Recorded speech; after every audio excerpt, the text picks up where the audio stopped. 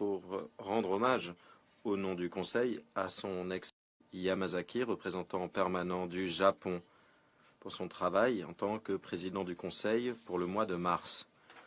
Et je suis certaine de m'exprimer au nom de toutes et tous ici à l'heure de remercier sincèrement l'ambassadeur Yamazaki et son équipe pour son très bon travail diplomatique à la tête des activités du Conseil pour ce mois-ci. L'ordre du jour provisoire de cette réunion est menace contre la paix et la sécurité internationale. L'ordre du jour est adopté. Conformément à l'article 37 du règlement intérieur provisoire du Conseil, j'invite le représentant de la République islamique d'Iran et de la République arabe syrienne à participer à cette séance. Il en est ainsi décidé. Conformément à l'article 39 du règlement intérieur provisoire du Conseil, j'invite M. Khaled Kiari, sous-secrétaire général pour le Moyen-Orient, l'Asie et le Pacifique, du département des affaires politiques et de la consolidation de la paix et du département des opérations de paix, à participer à la présente séance. Il en est ainsi décidé. Le Conseil de sécurité va maintenant entamer l'examen du point 2 de l'ordre du jour. Et je donne maintenant la parole à M. Khaled Kiari. Madame la Présidente, hier, la République islamique d'Iran a envoyé des lettres identiques au secrétaire général et au Conseil de sécurité, affirmant qu'Israël avait attaqué ses locaux diplomatiques à Damas au moyen de frappes de missiles. 5 membres du personnel iranien ont trouvé la mort, y compris des conseillers militaires de premier plan, et d'autres personnes ont été blessées. Il y a eu ensuite des rapports des médias qui affirment que le bilan est aujourd'hui de 13 morts, dont 7 membres du personnel iranien et 6 citoyens syriens. Je réaffirme la condamnation du secrétaire général de cette attaque. Permettez-moi d'être très clair. L'inviolabilité des locaux diplomatiques et consulaires et du personnel diplomatique et consulaire doit être respectée dans tous les cas conformément au droit international. La souveraineté et l'intégrité territoriale des États membres doivent être respectées conformément au droit international. L'ordre international fondé sur le droit est essentiel pour la paix et la sécurité internationale. Le mandat du Conseil est de maintenir la paix et la sécurité internationale. Madame la Présidente, l'envoyé spécial Gerd Pedersen a tenu le Conseil informé de la violence sans fin sur le terrain en Syrie, où 6 armées étrangères opèrent, avec à la clé des répercussions pour les vies des civils, ce qui fait qu'on s'éloigne de plus en plus d'un règlement pacifique du conflit. Il y a eu notamment des attaques mortelles visant des cibles liées à l'Iran en Syrie, attribuées à Israël, notamment depuis le début du conflit avec le Hamas à Gaza, le 7 octobre. Des sources d'informations ouvertes ont signalé au moins 12 attaques de ce type depuis le début de cette année.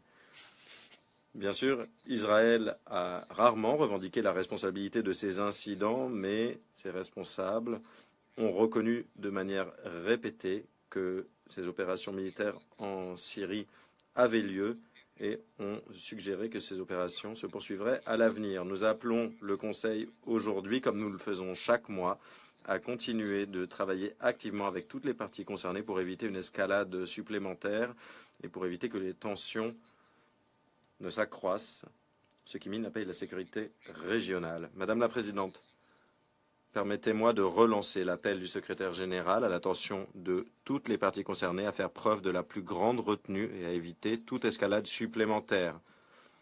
Je tiens également à souligner ces appels répétés à l'attention de toutes les parties à respecter toutes leurs obligations au titre du droit international, y compris le droit international humanitaire, selon qu'il convient, et à éviter les attaques qui pourraient nuire aux civils et endommager les infrastructures civiles. Toute erreur de calcul pourrait mener à un élargissement du conflit dans une région déjà instable, avec à la clé des conséquences dévastatrices pour les civils qui connaissent déjà des souffrances sans précédent en Syrie, au Liban, dans le territoire palestinien occupé, et au Moyen-Orient au sens large. Merci, Madame la Présidente. Je remercie M. Khari de son exposé et je donne maintenant la parole aux membres du Conseil qui souhaitent faire des déclarations. La Fédération de Russie a la parole. Je vous remercie, Madame la Présidente. Nous avons pris bonne note de l'exposé factuel du sous-secrétaire général Khaled Khari portant sur de nouvelles attaques menées par Israël contre le territoire de la République arabe syrienne. Il nous paraît toutefois étrange que les représentants du secrétariat fassent référence à l'ordre international fondé sur des règles, un concept que nos partenaires occidentaux aiment tant, et ce plutôt que de faire référence au droit international et à la charte de l'ONU. Nous remercions la présidence de Malte d'avoir rapidement convoqué la présente séance d'urgence du Conseil de sécurité au titre du point à l'ordre du jour menace contre la paix et la sécurité internationale. Nous avons demandé cette séance afin d'aborder la question des frappes de missiles et des bombardements incessants de l'armée israélienne contre différentes cibles en Syrie, alors qu'en toile de fond se poursuit l'opération militaire sans précédent de par son nombre de victimes. Une opération qu'Israël poursuit en dépit des dispositions de la résolution 2728 appelant à un cessez-le-feu immédiat. Nous sommes gravement préoccupés par ce grave mépris dont les autorités israéliennes font preuve avec le concours des États-Unis face aux décisions du Conseil, des décisions contraignantes. Un autre exemple flagrant de ce mépris, c'est l'attaque d'Israël contre un convoi humanitaire qui quittait un entrepôt dans le centre de Gaza, un convoi coordonné par l'ONG World Central Kitchen. Ces frappes aériennes ont causé la mort de 7 travailleurs de l'humanitaire. Même le Premier ministre israélien a reconnu le fait que ces frappes avaient entraîné la mort de civils. Nous espérons que nous aurons la possibilité de discuter de cette question de manière distincte. Nous sommes aujourd'hui réunis afin de discuter d'un autre aspect des actes aveugles posés par Israël. Madame la Présidente, hier, le 1er avril, l'armée de l'air israélienne a frappé le consulat iranien à Damas. Cette attaque a causé la destruction totale du bâtiment. L'ambassade iranienne a également été endommagée. Selon les informations dont nous disposons, il y aurait un nombre considérable de morts et de blessés parmi les travailleurs de l'ambassade. Nous condamnons dans les termes les plus forts cette attaque. Nous estimons que toute atteinte aux locaux diplomatiques et consulaires est absolument inacceptable. Et par ailleurs, l'inviolabilité de ces locaux est consacrée par les conventions de Vienne de 1961 et de 1963. Nous souhaitons en particulier appeler votre attention sur le fait qu'il ne s'agit pas de la première attaque que réalise Israël contre des quartiers densément peuplés de Damas. Ces frappes avaient créé des risques importants de décès parmi la population civile. Depuis le début de l'escalade du conflit israélo-palestinien le 7 octobre, le nombre d'attaques israéliennes contre l'infrastructure civile syrienne et des pays voisins de la Syrie a considérablement augmenté. Ainsi, dans la nuit du 29 mars, l'armée de l'air israélienne a frappé différentes cibles à proximité d'Alep. Des dizaines de personnes ont perdu la vie du fait de cette attaque et nombreux sont ceux qui ont été blessés. Auparavant, le 28 mars, 2 civils avaient perdu la vie dans la province de Damas du fait de frappes aériennes israéliennes. Les 17 et 19 mars, Israël avait pilonné des banlieues au nord-est et au sud de Damas en provenance du Golan syrien occupé. L'armée de l'air israélienne a, rien que ces derniers mois, attaqué à plusieurs reprises les aéroports internationaux de Damas et d'Alep, qui constituent les principaux points d'entrée de l'aide humanitaire onusienne. Israël avait également frappé les régions de Deir ez-Zor et d'Abu Kamal, où les militaires syriens poursuivent leur lutte déterminée contre les combattants terroristes, des combattants que nos collègues américains, en dépit de leurs déclarations retentissantes, parrainent et appuient de facto. Mais nous laissons cette question pour la séance du Conseil de sécurité consacrée à la Syrie. Madame la Présidente, la Fédération de Russie condamne catégoriquement les frappes continues contre le territoire souverain syrien et nous estimons qu'il s'agit là de graves violations de la souveraineté et de l'intégrité territoriale de cet État. Nous estimons que ces actes agressives d'Israël qui visent à attiser plus avant les tensions sont absolument inacceptables et doivent cesser. Nous exhortons Israël de renoncer aux opérations militaires provocatrices sur le territoire syrien et dans d'autres pays voisins à la Syrie, puisque ces attaques peuvent être lourdes de conséquences pour la région, une région en demeurant déstabilisée du fait de l'escalade de la violence qui dure depuis plus de 6 mois à Gaza. Nous appelons la communauté internationale à condamner sans équivoque les actes aveugles d'Israël, des actes qui violent la souveraineté de la République arabe syrienne et l'inviolabilité des locaux diplomatiques. Nous estimons que tous les membres responsables de la communauté internationale doivent dresser une analyse juridique objective de l'agression israélienne au Moyen-Orient. Israël qui fait non seulement fi des dispositions de la Charte des Nations Unies et des résolutions pertinentes du Conseil et de l'Assemblée générale, mais également des principes fondamentaux des conventions de Vienne sur les relations diplomatiques et consulaires. Chers collègues, j'espère pouvoir compter sur la solidarité des membres du Conseil qui dénonceront ces attaques contre les bâtiments diplomatiques. En effet, si cette solidarité n'est pas réitérée, c'est la représentation diplomatique de tout État qui pourrait faire l'objet d'attaques aériennes. J'espère qu'aujourd'hui, tout un chacun dressera l'analyse qui s'impose des actes israéliens face aux représentations diplomatiques iraniennes. Merci. Je remercie le représentant de la Fédération de Russie et je donne la parole à la Chine. Madame la Présidente,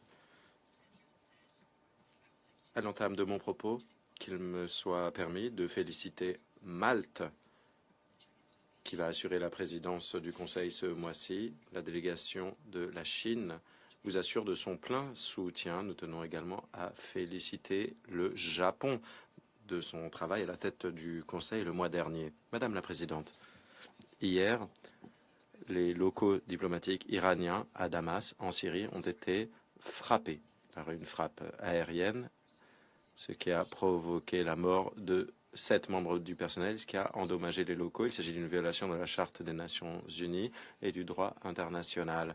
Cela nuit à l'Iran et à la Syrie. Il s'agit d'une attaque extrêmement vicieuse et nous condamnons cette attaque sans équivoque. Il y a 25 ans, l'ambassade chinoise en Yougoslavie avait été bombardée par l'OTAN avec les États-Unis à la manœuvre. L'ambassade avait été endommagée. Nous adressons nos condoléances au gouvernement et au peuple iranien, aux côtés desquels nous nous tenons. La Convention de Vienne sur les relations diplomatiques est une loi internationale gouvernant les relations internationales et les locaux internationaux, à ce titre, sont inviolables. Il ne peut pas y avoir d'impunité suite à ces actes, car cela encouragerait des actes encore plus risqués.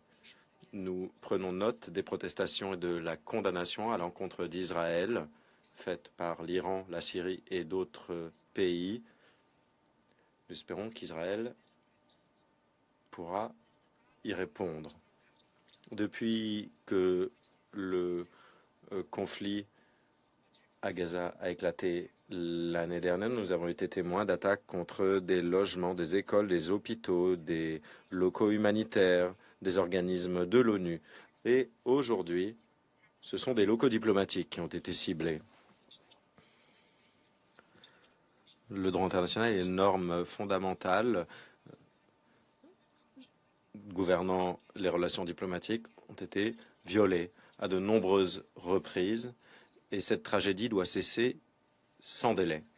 La semaine dernière, le Conseil a adopté la résolution 27-28 appelant à un cessez-le-feu immédiat à Gaza.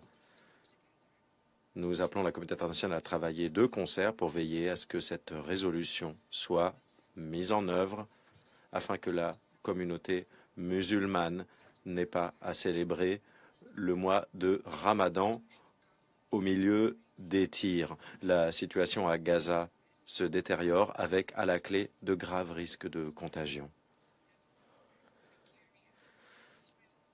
Et la situation est encore plus instables. Israël cible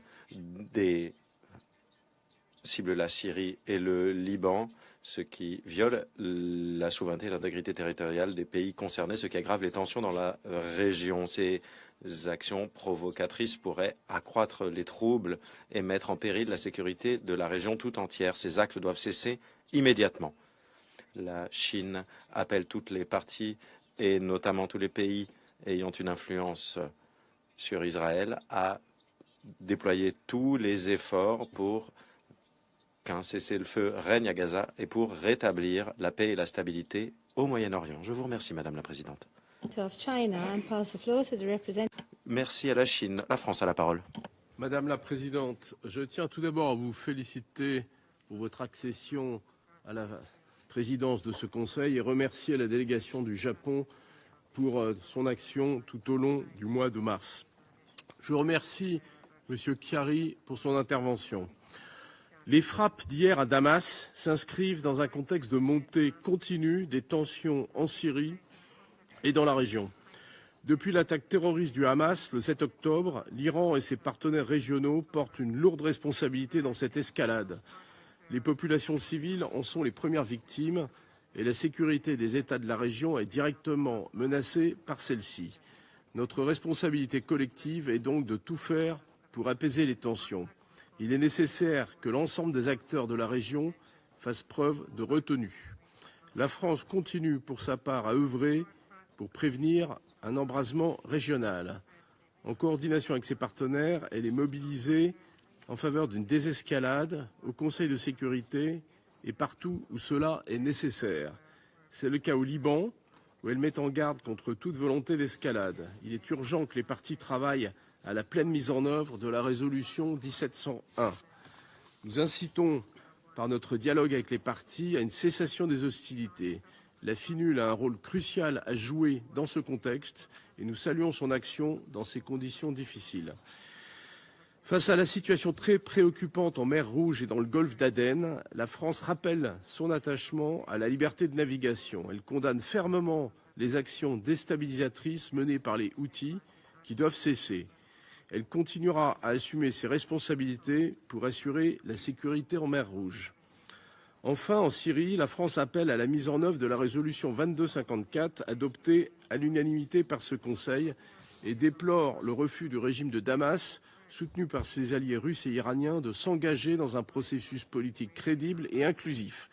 Les Syriens continuent à en payer le prix.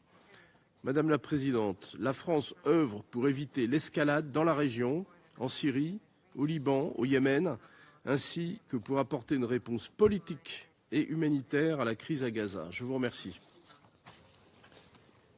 Je remercie le représentant de la France et je donne la parole à l'Algérie.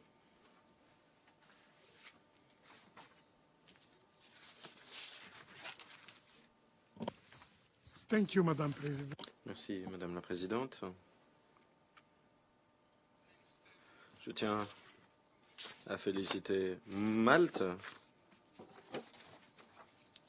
qui prend la présidence du Conseil de sécurité pour le mois d'avril. Je puis vous assurer du plein soutien de l'Algérie. Je tiens également à féliciter le Japon de sa présidence, couronnée de succès pour le mois de mars.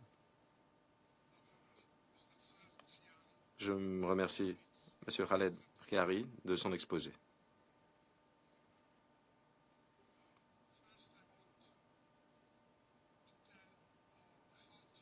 Tout d'abord, je tiens à adresser mes sincères condoléances au peuple et au gouvernement de l'Iran suite à la frappe aérienne mortelle menée par l'aviation israélienne contre ses locaux diplomatiques à Damas hier.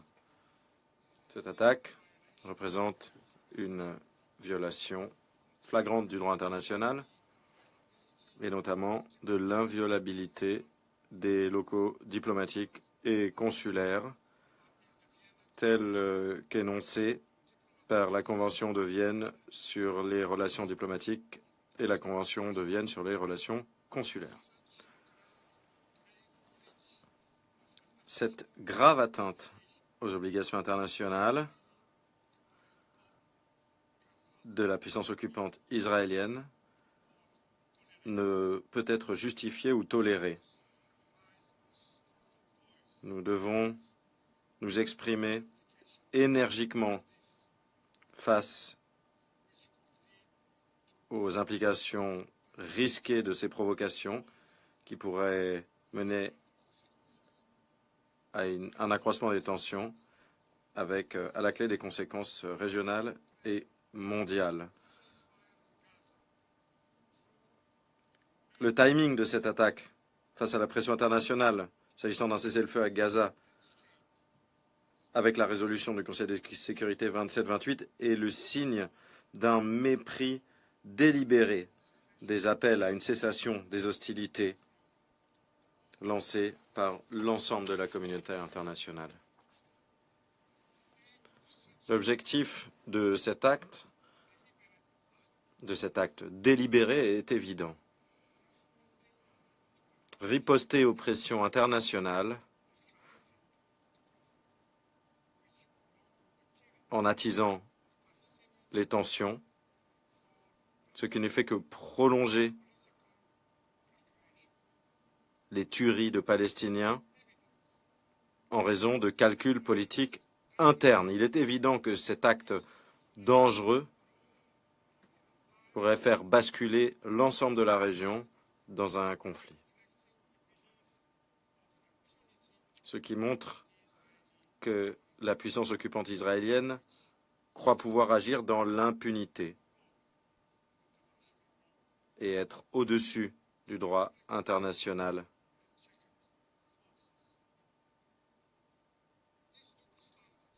C'est-à-dire qu'elle représenterait une force sans limite. Ce deux poids, deux mesures par lequel la puissance occupante israélienne méprise les lois qui doivent être respectées par les autres mine le socle même de l'ordre international. Ce comportement n'est pas digne d'un membre responsable de notre organisation. Nous avons déjà souligné qu'il était nécessaire de faire cesser les violations des autorités occupantes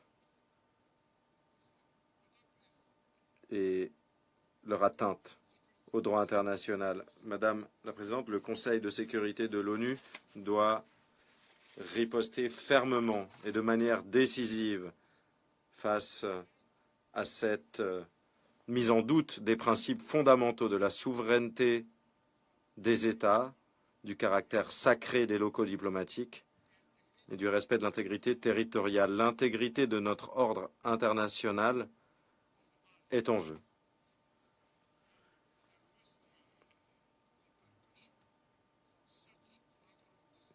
Et il faut que ce mépris flagrant du droit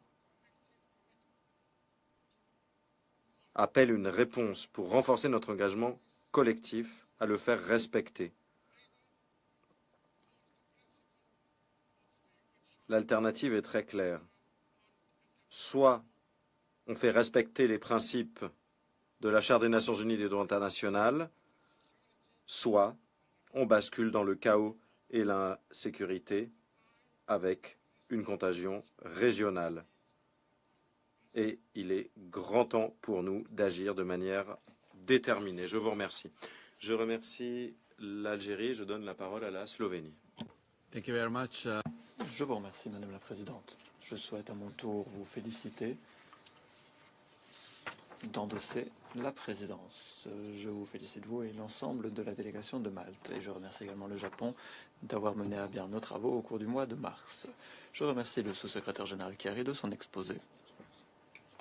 Je souhaite exprimer nos vives préoccupations face à l'évolution de la situation au Moyen-Orient, y compris face aux récentes attaques qui ont eu lieu à l'encontre de locaux diplomatiques de la République islamique d'Iran à Damas le 1er avril, attaque ayant entraîné plusieurs victimes.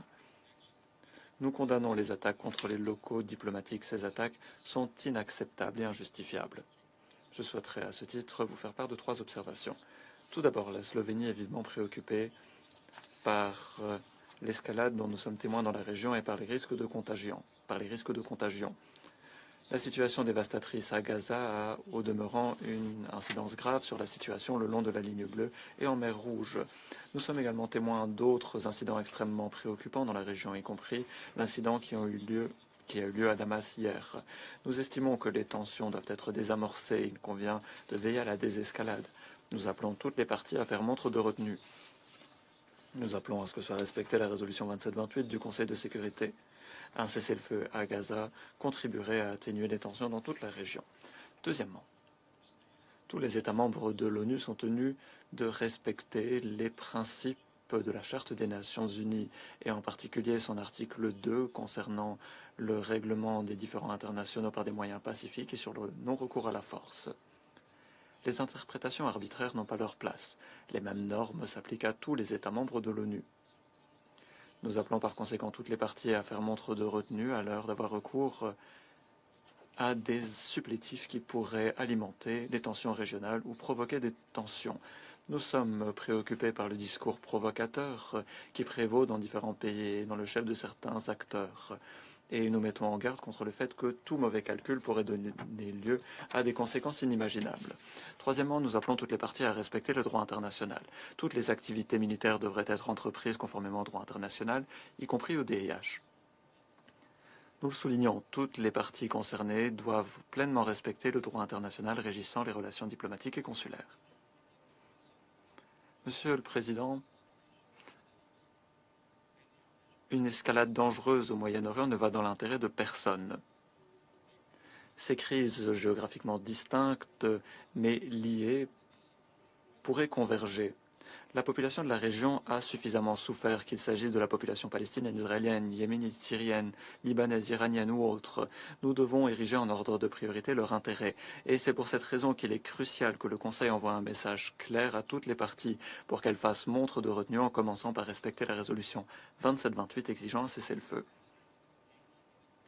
La Slovénie est prête à apporter une riposte globale face à cette crise. Nous insistons sur la nécessité pour le Conseil de faire montre d'unité, et ce afin d'assurer le maintien du droit, de la paix et de la sécurité et le respect du droit international. La Suisse. Présidente, comme il s'agit de la première séance publique de ce mois, je vous assure du plein soutien de la Suisse pendant votre présidence et je remercie le Japon pour son excellente gestion au cours du mois de mars.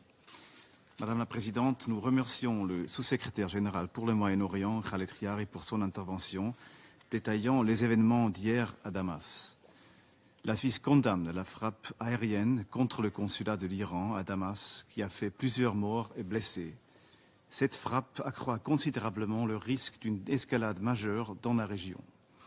La spirale de l'escalade doit s'arrêter immédiatement. Cela implique par ailleurs la cessation des attaques des milices dans la région, ainsi que la mise en œuvre de la résolution 2728 exigeant un cessez-le-feu immédiat à Gaza. La Suisse rappelle d'ailleurs que la résolution 2254 appelle à un cessez-le-feu en Syrie au niveau national. Nous demandons à toutes les parties, ainsi qu'à ceux qui exercent de l'influence sur celle-ci, de faire preuve de la plus grande retenue. Tous les canaux de communication doivent être utilisés pour éviter tout malentendu. Une seule erreur de calcul peut avoir des conséquences désastreuses. Une nouvelle détérioration de la situation doit impérativement être évitée et nous avons collectivement les moyens de l'empêcher. Tout recours à l'emploi de la force doit être strictement conforme au droit international et le droit international humanitaire doit être respecté par toutes les parties. Dans les circonstances actuelles, la bonne conduite de l'activité diplomatique revêt d'une importance de premier ordre. Les bâtiments diplomatiques ne doivent pas être pris pour cible. Dans de telles situations, le dialogue est essentiel, notamment pour trouver des solutions. Ce Conseil et tous les États doivent jouer pleinement leur rôle pour faciliter la désescalade. La Suisse est prête à apporter sa contribution. Je vous remercie. Je remercie le représentant de la Suisse et cède la parole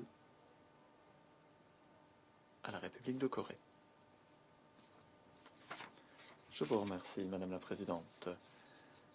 La Corée La République de Corée, à l'instar d'autres délégations, souhaite vous féliciter d'avoir endossé la présidence du Conseil de sécurité. Nous saluons également le Japon d'avoir guidé avec brio nos travaux le mois précédent. Nous remercions également le sous-secrétaire général, M. Khaled Khari, de son exposé précieux. Hier, nous avons été témoins d'un autre incident qui pourrait nourrir l'escalade dans la situation, un incident qui a entraîné des victimes à Damas. La semaine dernière, afin de réagir face à la situation à Gaza, où plus de 32 000 personnes ont perdu la vie, dont 70% de femmes et d'enfants, le Conseil avait enfin adopté la résolution 2728, appelant à un cessez-le-feu immédiat, à la libération de tous les otages et à un accès humanitaire garanti. Toutefois,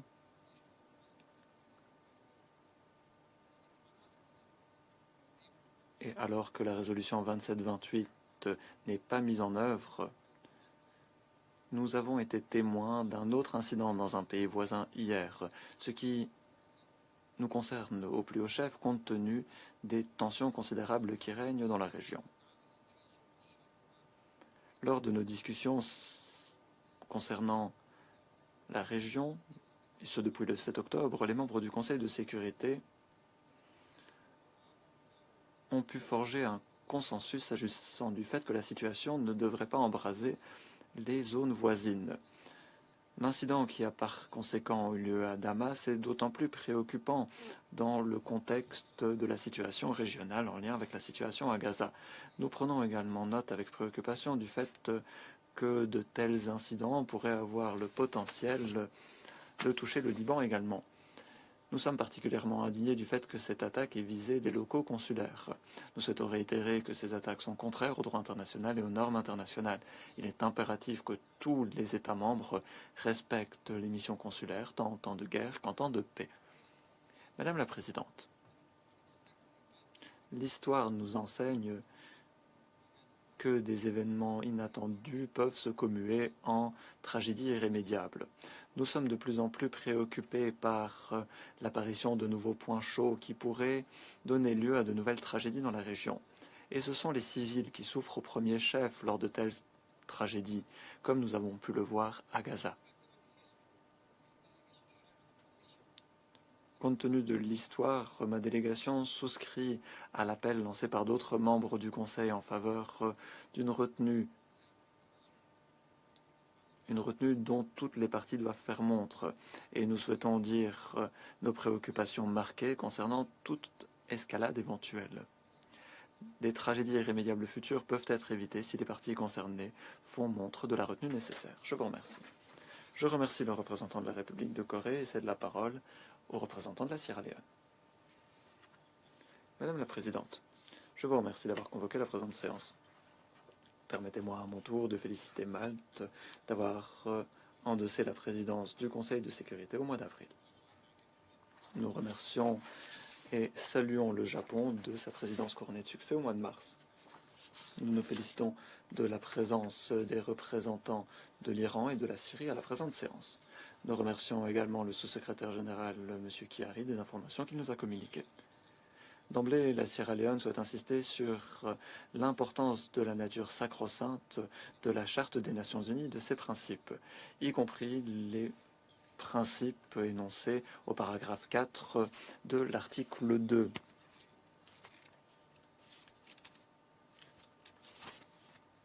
Je cite. Les membres de l'organisation s'abstiennent dans leurs relations internationales de recourir à la menace ou à l'emploi de la force, soit contre l'intégrité territoriale ou l'indépendance politique de tout État, soit de toute autre manière incompatible avec les buts des Nations Unies. Fin de citation. Ainsi, la Sierra Leone prend note du courrier envoyé par l'Iran et des informations provenant des médias faisant état d'une attaque de missiles contre des bâtiments diplomatiques iraniens à Damas, entraînant des victimes. Cette attaque aux missiles contre des locaux diplomatiques viole la Charte des Nations Unies, qui consacre la souveraineté et l'intégrité territoriale des États membres et viole la Convention de 1900 la Convention de Vienne de 1961 et celle de 1963 sur les relations diplomatiques et consulaires, respectivement. La Sierra Leone condamne catégoriquement le recours à la force en violation de la Charte des Nations Unies, du droit international pertinent, y compris s'agissant des relations amicales ou de la protection des locaux diplomatiques et consulaires. Nous condamnons également toute conduite dans la région qui pourrait donner lieu à une escalade ou exacerber les tensions, alors que la situation est au demeurant tendue. Le droit à la vie, la protection des civils et des installations civiles et la protection des missions diplomatiques constituent des principes sacro-saints consacrés par le droit international. Toute violation de ces principes doit être condamnée. Les attaques contre les missions diplomatiques sapent la paix et la sécurité mondiale.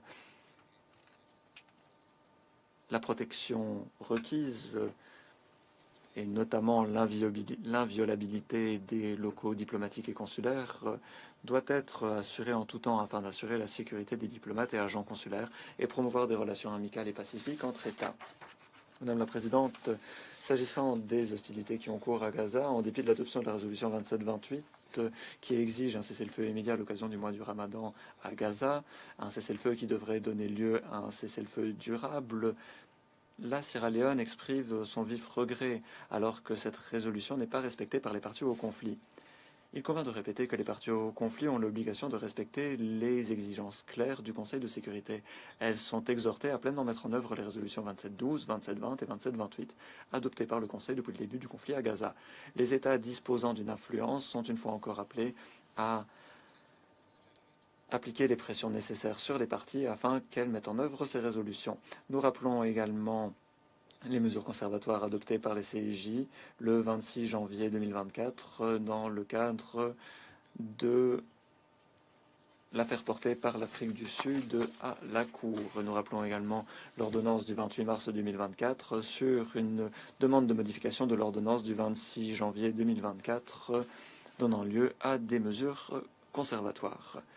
Les ordonnances de la CIJ montrent la nécessité d'assurer un cessez-le-feu immédiat, un cessez-le-feu qui doit être respecté par toutes les parties. Il convient également d'assurer la libération immédiate de tous les otages sans condition et d'accroître les volumes d'aide humanitaire acheminée, tout en renforçant la protection des civils sur l'ensemble de la bande.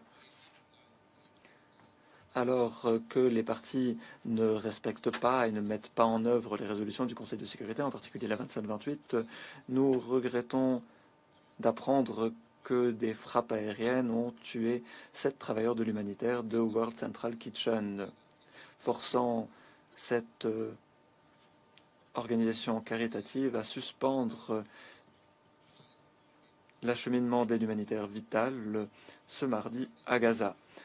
Malheureusement, la tragédie à Gaza semble interminable ou semble ne connaître aucune limite. Les civils, les travailleurs de l'humanitaire, des journalistes ont été victimes de ce conflit. Si les résolutions du Conseil de sécurité ne sont pas mises en œuvre, nous risquons de voir la crédibilité et la légitimité du Conseil menacées.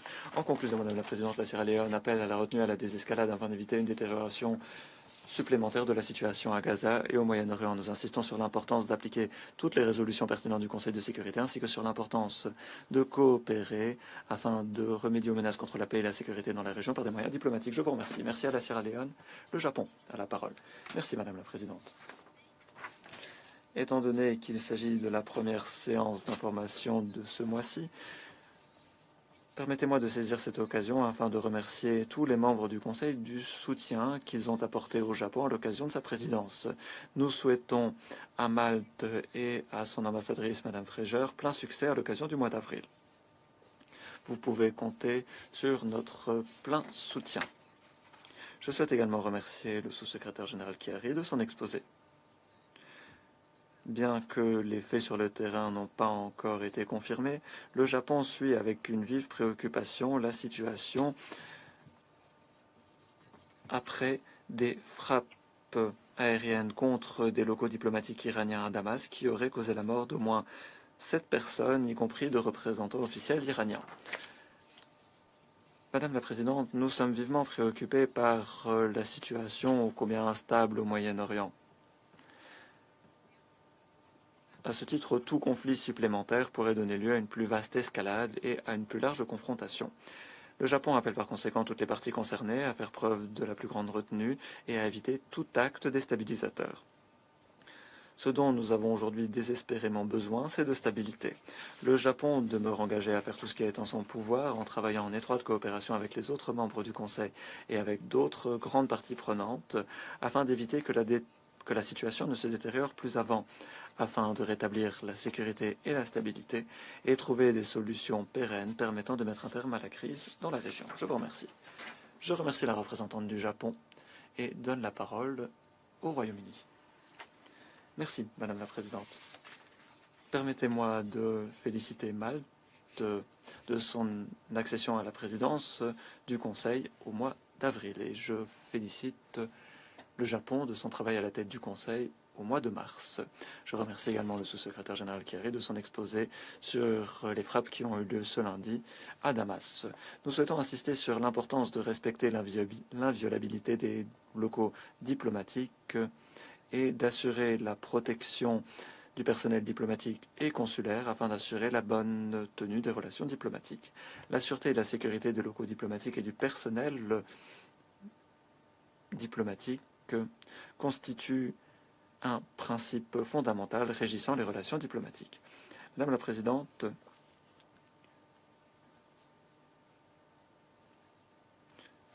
le rôle que joue l'Iran, qui déstabilise la région du fait du soutien militaire, financier et politique qu'il apporte à différents groupes, est inacceptable. Parmi les groupes que l'Iran continue d'appuyer figurent le Hamas, le Djihad islamique palestinien, le Hezbollah, des milices en Syrie et en Irak, ainsi que les Houthis. Ces groupes attaquent non seulement Israël, mais sont également responsables d'attaques contre des navires de transport maritime international et sont responsables de la mort de marins innocents et d'attaques contre des forces internationales en Irak et en Syrie. Notre secrétaire des Affaires étrangères a à maintes reprises insisté auprès de ses homologues iraniens sur la nécessité de mettre un terme à ce soutien. L'Iran doit mettre à partie son influence sur ces groupes afin de prévenir de telles attaques. Le Royaume-Uni est gravement préoccupé par les risques d'escalade dans la région et appelle toutes les parties à désamorcer les tensions. Nous sommes engagés à désamorcer les tensions au Moyen-Orient. Nous appelons de longue date à une pause humanitaire immédiate à Gaza, donnant lieu à un cessez-le-feu immédiat, sans ligne de retour à la destruction, aux affrontements et à la mort, ce qui constitue la manière la plus rapide de libérer les otages. Le Conseil a envoyé un message clair rien que la semaine dernière en adoptant la résolution 2728. Nous sommes prêts à travailler avec tous les membres du Conseil et avec la communauté internationale afin de promouvoir et protéger la paix et la sécurité internationale dans la région et dans le monde entier. Je vous remercie. Je remercie le représentant du Royaume-Uni et cède la parole au Guyana. Je vous remercie, Madame la Présidente. Permettez-moi tout d'abord de féliciter Malte d'avoir endossé la présidence du Conseil. Je remercie également le Japon de l'excellente manière dont il a guidé les travaux du Conseil le mois dernier. Nous remercions la présidence d'avoir convoqué la présente réunion après des informations faisant état d'un incident impliquant une frappe aérienne à l'encontre d'un bâtiment diplomatique iranien à Damas, en Syrie, hier. Nous remercions le sous-secrétaire général, M. Khaled Kerry, des informations dont il nous a fait part. Et nous saluons les représentants de l'Iran et de la Syrie à la présente séance. Le Guyana condamne catégoriquement ces attaques. Toute attaque contre des locaux diplomatiques est inacceptable et contrevient aux garde-fous fondamentaux consacrés par le droit international, y compris par la Convention sur la prévention et la répression des crimes à l'encontre des personnes jouissant d'une protection internationale, y compris les agents diplomatiques. Le Guyana, à l'instar d'autres membres du Conseil, souhaite réitérer les principes de respect de la souveraineté et de l'intégrité territoriale et souhaite réitérer le principe de non-recours à la force à l'encontre de l'intégrité territoriale ou de l'indépendance politique de tout État, tel que consacré par la Charte des Nations Unies. Nous appelons à ce titre tous les États à respecter ces obligations. Nous appelons à ce que soit diligentée une enquête rapide et globale afin de faire la lumière sur les circonstances entourant cet incident. Nous appelons également à la prudence et à la retenue pour toutes les parties. Et nous appelons les parties impliquées à éviter toute escalade supplémentaire des tensions dans la région, ce qui pourrait avoir des conséquences d'autant plus tragiques. Je vous remercie. Je remercie le Guyana. Les États-Unis ont la parole. Merci, Madame la Présidente. Tout d'abord, permettez-moi de vous féliciter d'avoir endossé la présidence du Conseil. Vous pouvez compter sur le plein soutien de mon gouvernement alors que vous vous acquittez de vos fonctions. Je souhaite également féliciter le Japon de sa présidence couronnée de succès au mois de mars. Monsieur le sous-secrétaire général Kiari, merci de votre exposé. Chers collègues, comme l'a indiqué la Maison-Blanche, les États-Unis ne sont pas impliqués dans les frappes allégées qui ont eu lieu hier en Syrie. Nous n'en avons pas été informés en amont. Nous l'avons dit directement à l'Iran. Nous ne pouvons pas confirmer la moindre affirmation s'agissant de cet incident. Alors que nous faisons la lumière sur les détails, une chose est claire. Les Irans et ses partenaires doivent éviter d'alimenter les tensions dans la région. Depuis les attaques terroristes du 7 octobre à l'encontre d'Israël, les États-Unis ont à maintes reprises mis en garde l'Iran de ne pas tirer parti de la situation pour nourrir sa guerre par intermédiaire menée à l'encontre d'Israël et d'autres acteurs. L'Iran a fait fi de ces avertissements. Des groupes terroristes et autres groupes armés, certains appuyés par la Syrie et l'Iran, ont utilisé le territoire syrien afin de lancer des attaques contre le personnel diplomatique américain, notamment le long de la ligne bleue. Le Hezbollah et d'autres groupes armés attaquent régulièrement Israël. En mer Rouge, les houthis, avec le soutien de l'Iran, ont violé le droit international et ont à maintes reprises attaqué des navires marchands et commerciaux. Les groupes parrainés par l'Iran ont également attaqué de locaux diplomatiques américains en Irak et ont attaqué du personnel américain combattant l'EIL et Daesh. L'empreinte de l'Iran est claire dans les attaques de tous ces groupes intermédiaires. Nous avons à maintes reprises appelé le régime syrien à endiguer les attaques parrainées par l'Iran sur son territoire.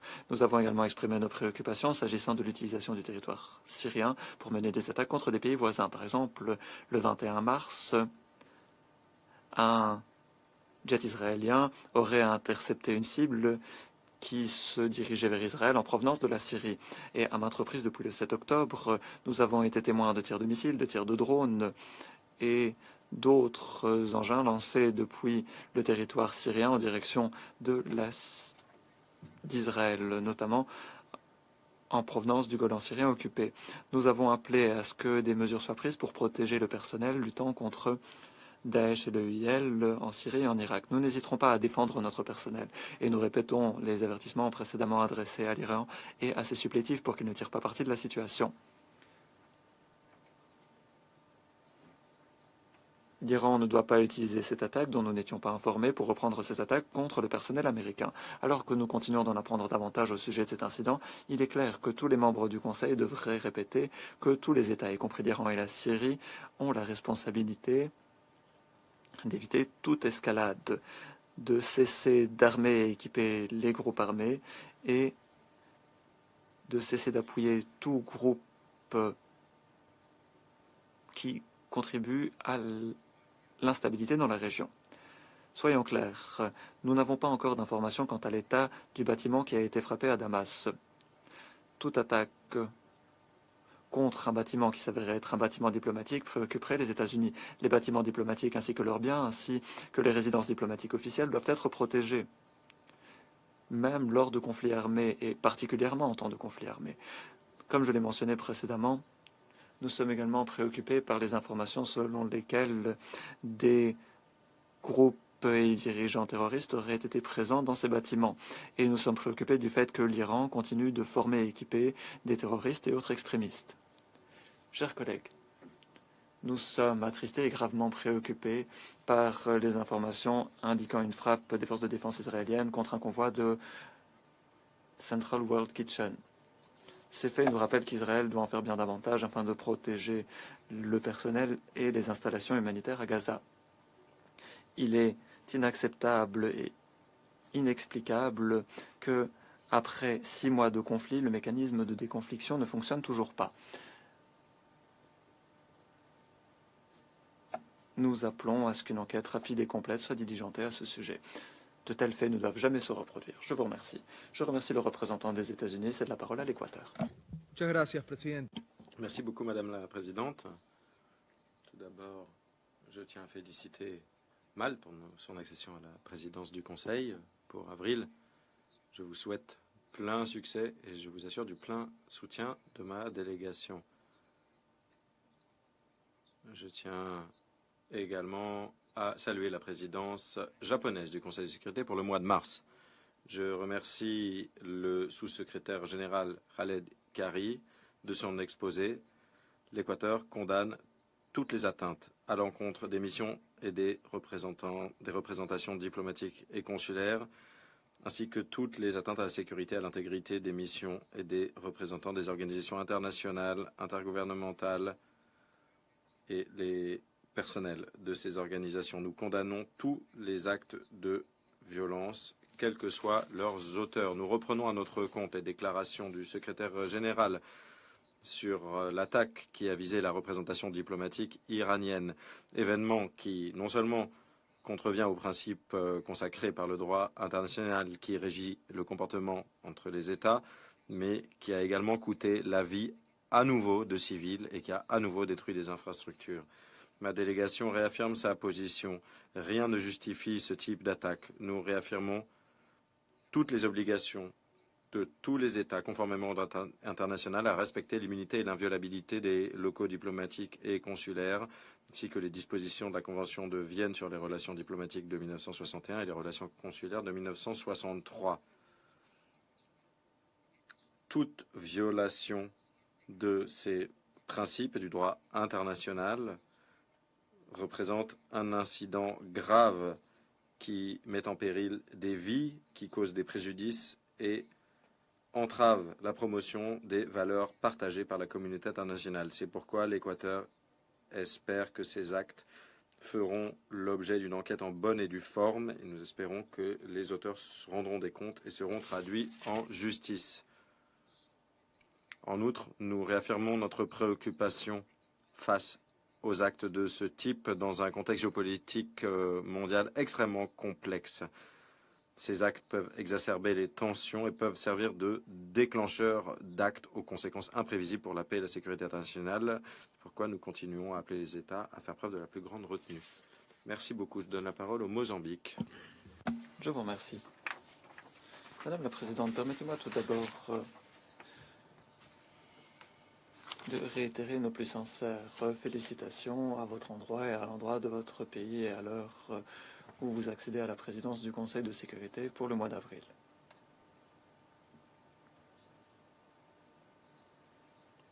Vous pouvez compter sur notre plein soutien à l'occasion de votre présidence.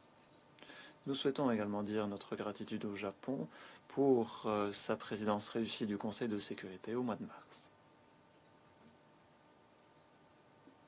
Nous remercions également le sous-secrétaire général, M. Khaled Kari, des informations qu'il nous a communiquées au sujet de ces graves incidents. Madame la Présidente, les frappes aériennes qui ont eu lieu hier et qui auraient entraîné un nombre de décès considérable et qui auraient endommagé le consulat de l'ambassade iranienne constitue une violation flagrante de la Charte des Nations Unies du droit international et de l'inviolabilité des locaux diplomatiques et consulaires tels que consacrés par les conventions de Vienne. Ces principes et ces règles fondamentales doivent être respectées par tous les États sans exception. Le Mozambique condamne catégoriquement cette attaque inacceptable. Cet incident nous rappelle la complexité géopolitique des conflits qui battent leur plein au Moyen-Orient, en particulier à Gaza, et nous rappelle les tensions qui persistent entre Israël et ses voisins. Nous rappelons que de tels actes pourraient mettre le feu aux poudres aux tensions régionales, entraîner d'autres conflits impliquant d'autres pays et pourraient avoir des conséquences inimaginables pour la paix et la sécurité et régionale et internationale. Madame la Présidente, face à cette situation des plus graves, il est impératif que toutes les parties impliquées, en particulier Israël, respectent à la lettre les normes juridiques internationales et les accords internationaux. Respecter ces principes fondamentaux est essentiel afin d'éviter toute autre confrontation militaire et maintenir la stabilité. Le Conseil de sécurité doit suivre de près la situation et prendre les mesures qui s'imposent afin d'éviter toute escalade liée à cette attaque.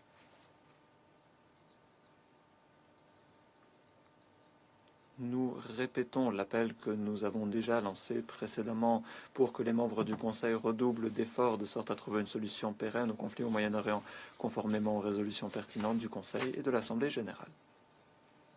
Nous nous félicitons des efforts diplomatiques déployés actuellement par différents acteurs, y compris par certains membres du Conseil, et ce, afin d'à nouveau ouvrir la voie à la coexistence pacifique entre pays voisins et entre peuples voisins au Moyen-Orient. Enfin,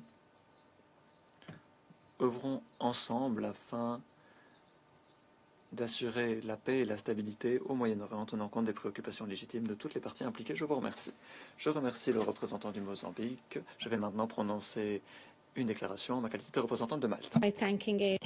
Tout d'abord, qu'il me soit permis de remercier le SSG Cari de son exposé d'aujourd'hui. Le Moyen-Orient continue d'être dans une situation d'instabilité. Comme nous l'avons déjà dit à plusieurs reprises, cette situation instable est intenable.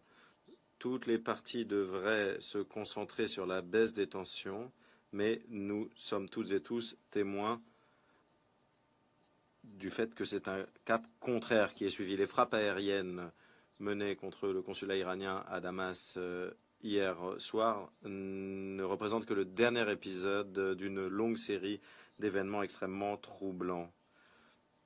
Bien sûr, nous n'avons pas encore tous les détails, mais nous sommes extrêmement préoccupés par ces attaques qui sont menées dans un contexte marqué par la mort et la destruction dans la région. Nous insistons sur le fait que le droit international doit être respecté à tout moment, y compris l'inviolabilité des missions diplomatiques et la protection du personnel diplomatique. Le Conseil a entendu à plusieurs reprises des alertes sur le fait que ces frappes ne feraient qu'exacerber les tensions et accroître le risque d'un conflit régional. La situation de la population syrienne sur le plan humanitaire est déjà extrêmement difficile et malheureusement les ramifications régionales du conflit à Gaza continuent d'être ressenties. La plus grande priorité doit être la désescalade. Tous les acteurs doivent faire preuve de la plus grande retenue dans la région à ce moment extrêmement délicat. Et cela commence par la mise en œuvre de la résolution 2728 qui exige un cessez-le-feu immédiat à Gaza et la libération de tous les otages. À l'instar de toutes les autres résolutions du Conseil de sécurité, celle-ci est contraignante et doit être respectée. De Damas à Gaza en passant par la mer Rouge ou la ligne bleue, toute notre expertise diplomatique et toute notre force de mobilisation collective doivent être mises à contribution pour éteindre les flammes de la guerre avant que la situation ne dégénère. Tout le monde doit garder la tête froide ou les conséquences seront catastrophiques. Je reprends ma casquette de présidente du Conseil de sécurité. Le président de la Fédération de Russie a demandé la parole pour une déclaration supplémentaire. Je vous en prie. Madame la Présidente, nous avons bien écouté les interventions prononcées aujourd'hui par nos collègues occidentaux et par les 3 membres permanents de l'Occident du Conseil de sécurité. Nous avons été frappés par leur cynisme et leur 2 poids 2 mesures. Ils ont aujourd'hui fait l'équilibriste et il est par conséquent difficile de comprendre les raisons pour lesquelles nous sommes aujourd'hui réunis. Le représentant de la France a dit tout, sauf une condamnation de cette nouvelle violation du droit international de la part d'Israël. Il est en effet question d'une frappe délibérée contre un local diplomatique. Chers collègues, si vos ambassades ou consulats avaient été la cible d'attaques dans la région, auriez-vous réagi de la même manière? Le voilà, votre ordre international fondé sur des règles dans toute sa beauté.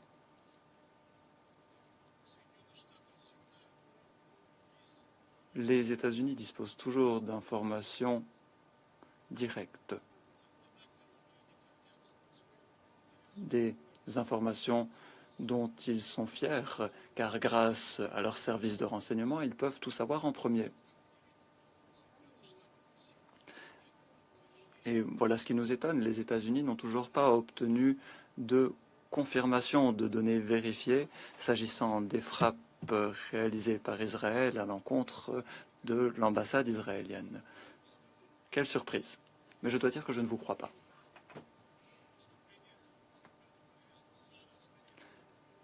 Dans les interventions du Royaume-Uni et des États-Unis, on pouvait comprendre que la Syrie et l'Iran seraient eux-mêmes responsables de cette frappe contre le consulat iranien. Il est difficile d'imaginer quelque chose de plus insultant.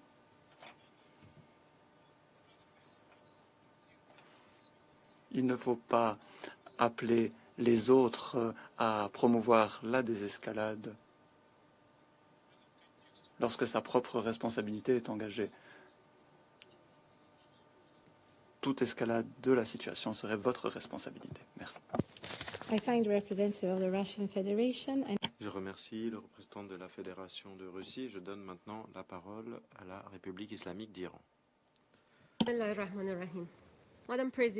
Madame la Présidente, d'emblée qu'il me soit permis de vous féliciter de votre accession à la présidence du Conseil de sécurité ce mois-ci.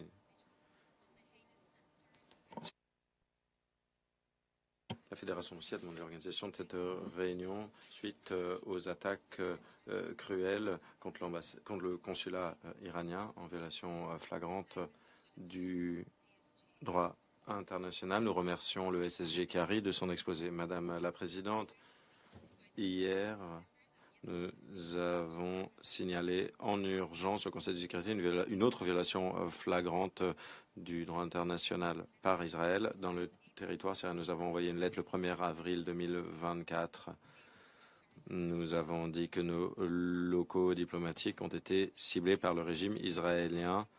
Des frappes aériennes ont été tirées depuis le plateau du Golan occupé, ont ciblé les locaux diplomatiques de l'Iran, notamment les locaux consulaires et la résidence de l'ambassadeur. Malheureusement, ces attaques haineuses ont provoqué la mort de 7 membres du personnel iranien, y compris des conseillers politiques de haut niveau, et d'autres personnes ont été blessées. En plus de la destruction totale du bâtiment du consulaire, des locaux administratifs de l'ambassade ont également été endommagés de manière significative en raison des explosions.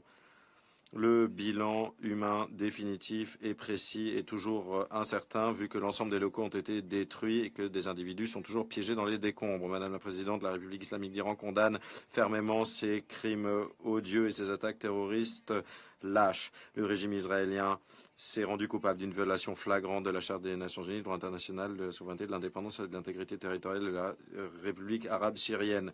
Le crime commis hier par le régime israélien va au-delà d'un simple crime. Il représente un affront profond à l'encontre du principe collectif de communauté internationale et notamment l'inviolabilité des représentants et des locaux diplomatiques et consulaires. Ce principe est la pierre angulaire des relations internationales et est reconnu universellement. Ce crime viole de manière flagrante le principe fondamental d'immunité diplomatique et consulaire et représente une atteinte claire à la Convention de 1961 sur les relations diplomatiques, la Convention de Vienne de 1963 sur les relations consulaires et la Convention sur la prévention et la répression des crimes contre les personnes protégées au plan international, y compris les agents diplomatiques de 1973. Madame la Présidente, le Conseil de sécurité a souvent offert un front uni en condamnant de manière sans équivoque les attaques violentes contre les ambassades et les locaux consulaires des États membres. Le Conseil de sécurité a toujours réaffirmé que ces actes répréhensibles, quels que soient leurs motifs ou leurs auteurs, sont injustifiables. Au vu des graves répercussions de cet acte répréhensible qui pourrait attiser les tensions dans la région et propager le conflit à d'autres nations, nous appelons le Conseil de sécurité à condamner de manière véhémente cet acte criminel injustifié, cette attaque terroriste. Il est maintenant clair que les actes menés par Israël, actes de déstabilisation et actes irresponsables et atrocités également commises par Israël contre les pays de notre région représentent une menace réelle contre la paix et la sécurité internationale et régionale. Ce régime a toujours fait la preuve de son mépris vis-à-vis du droit international, le Charte des Nations Unies et des principes humanitaires et relatifs aux droits humains. Les objectifs d'Israël sont clairs. Attiser les tensions et prolonger ce conflit tout en se soustrayant à ses responsabilités. Israël ne s'empêche pas de tuer les civils et d'utiliser la famine en tant que méthode de guerre. L'utilisation illicite de la force pour faire avancer les politiques d'apartheid, le nettoyage ethnique, les actes génocidaires et les objectifs militaires à Gaza à tout prix représentent une vive source de préoccupation. Malgré les appels répétés des membres du Conseil de sécurité, Israël continue de se livrer à ces actes génocidaires et atroces contre les populations sans défense de Gaza. Et malgré les pressions internationales et les résolutions du Conseil de sécurité appelant à un cessez-le-feu, Israël méprise ces résolutions et s'attache à commettre encore plus de crimes atroces, faisant ainsi la preuve de son mépris des obligations juridiques internationales. Aujourd'hui, ce régime a tué des personnels humanitaires à Gaza et, comme le secrétaire général l'a dit, il s'agissait de héros tués alors qu'ils essayaient de nourrir des personnes affamées. Malheureusement, l'absence d'application du principe de responsabilité et l'inaction du Conseil ont encouragé et même rendu ce régime plus audacieux dans la poursuite de ces violations sans entrave. Il est grand temps que le Conseil de sécurité s'acquitte de ses responsabilités et se penche sur la véritable menace pesant sur la paix et la sécurité internationale. Madame la Présidente, la République islamique d'Iran a fait preuve d'une retenue considérable, mais il est impératif de reconnaître qu'il y a des limites à ce que nous pouvons supporter. Le régime d'occupation doit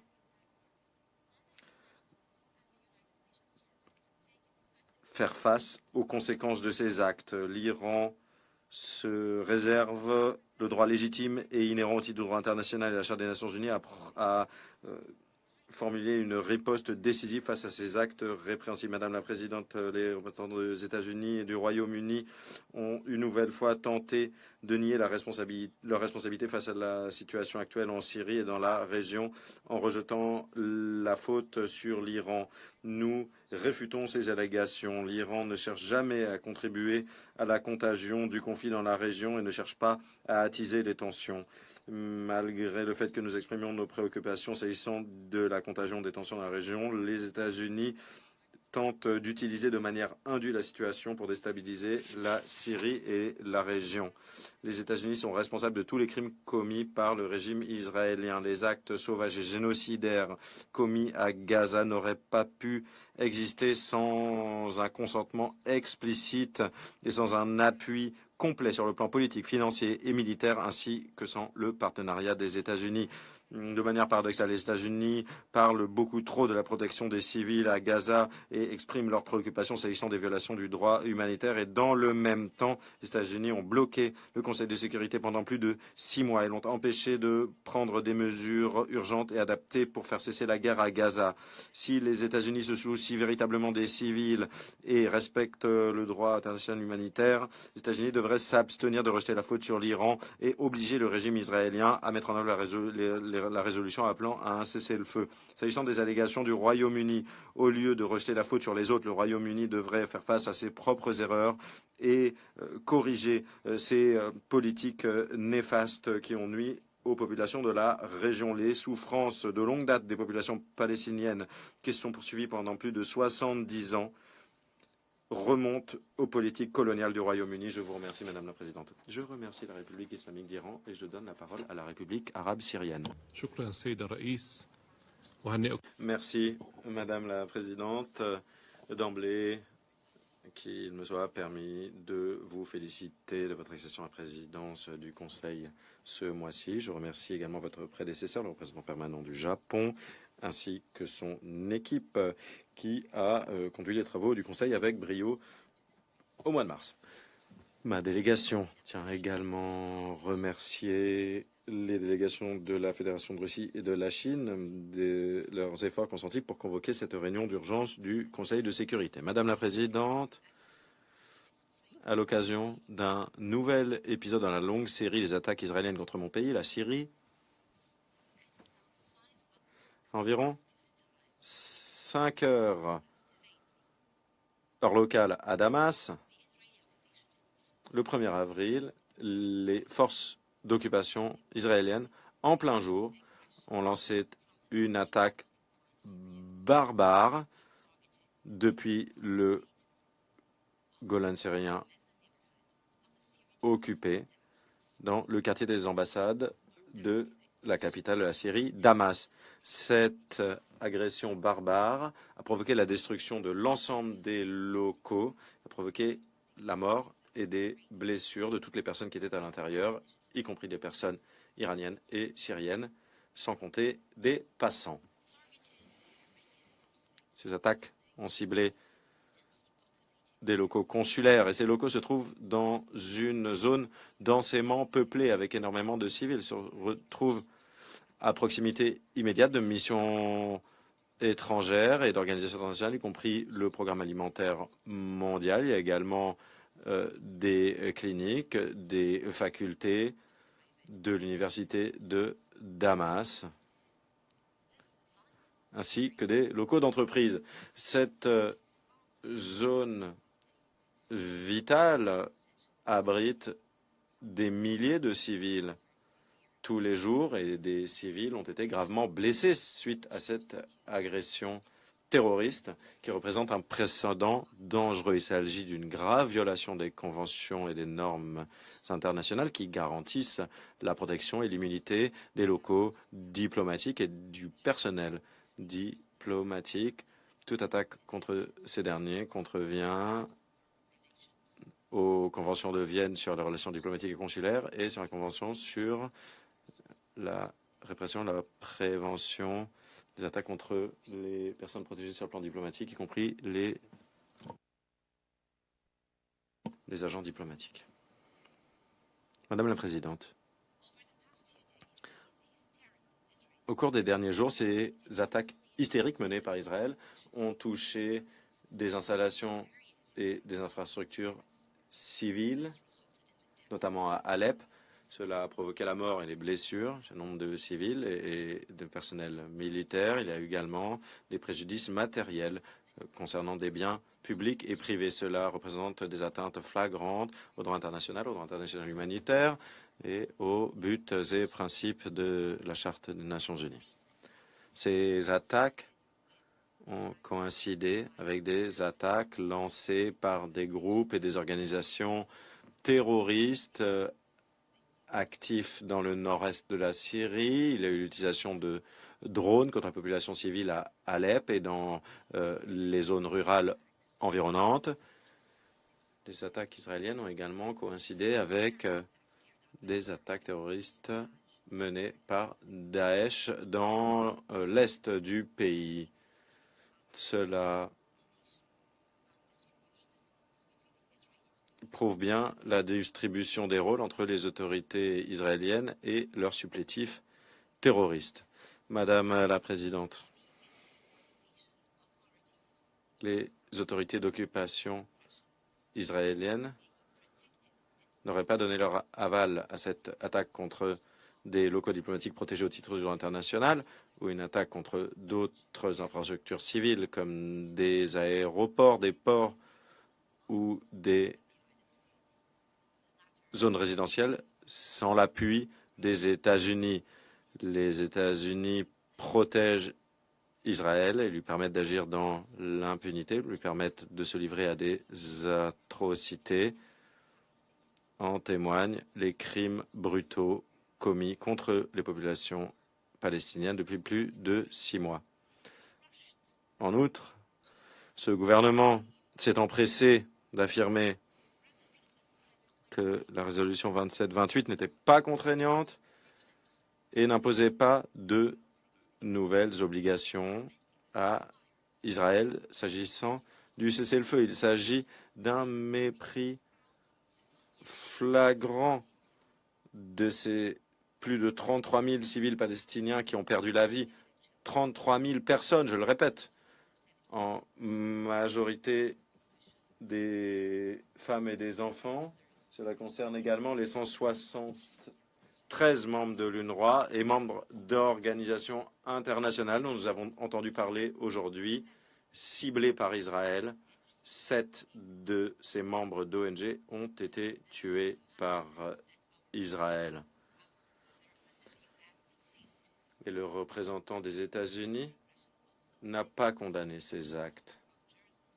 De